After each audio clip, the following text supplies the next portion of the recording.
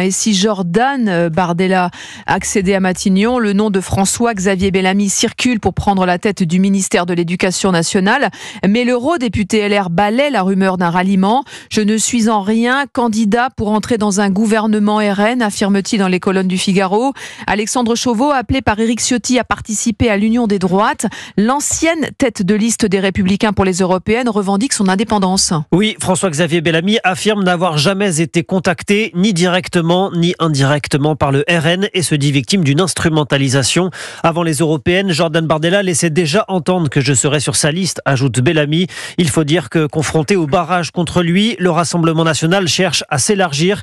Les 210 désistements de candidats de la gauche ou de la Macronie en sa défaveur pourraient en effet lui coûter la majorité absolue, d'où l'idée de rassembler au-delà du RN, chez les Républicains notamment, à l'instar d'Éric Ciotti, seul pour l'instant à avoir franchi le Rubicon. Avec 80 candidats qualifiés au second tour, dont 58 duels face au RN, les Républicains jouent leur survie dans ce scrutin.